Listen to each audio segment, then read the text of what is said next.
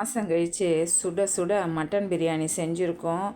வேறு லெவலில் வந்திருக்கு. டேஸ்ட்டு சூப்பராக இருக்கும். யாருக்கு பிரியாணி செஞ்சுட்டு டம்மு பிரிக்கிற வேலை ரொம்ப பிடிக்கும்னு சொல்லுங்கள். எனக்கு ரொம்ப பிடிக்கும். ஓகேவா? அதுக்கு எண்ணெய் ஊற்றி பட்டை லவங்கம் எல்லாமே ஸ்பைசஸ்லாம் சேர்த்துட்டு ஆனியன் சேர்த்து உப்பு போட்டு நல்லா ஒரு 90% வதங்கினோன்னே தக்காளி, பச்சை மிளகாய், இஞ்சி பூண்டு விழுது, புதினா போட்டு அதையும் நல்லா தொக்கு பதத்தில் வதக்கி எடுத்துட்டு காரத்துக்கு மிளகாத்தூள் சேர்த்துட்டு தயிரை சேர்த்து நல்லா எண்ணெய் பிரிஞ்சு வந்தோன்னே ஒரு சைடு இஞ்சி பூண்டு விழுது, மஞ்சத்தூள், உப்பு போட்டு 1 கிலோ மட்டனு நம்ம வேக வச்சுருக்கோம். நான் பிரியாணிக்கு தண்ணி மட்டன் தண்ணியிலே சேர்த்தாச்சு. இப்போ நல்லா கொதித்து வரட்டும். கொஞ்சம் புளிப்புக்கு லெமன் தண்ணி சேர்த்துக்கோங்க. நல்லா கொதித்து வந்தோடனே ரைஸை சேர்த்து ஒரு 10 நிமிஷம் வச்சு புதினா சேர்த்து டம்மு வச்சு இறக்குனீங்கன்னா வேறு லெவலில் மட்டன் பிரியாணி ரெடி.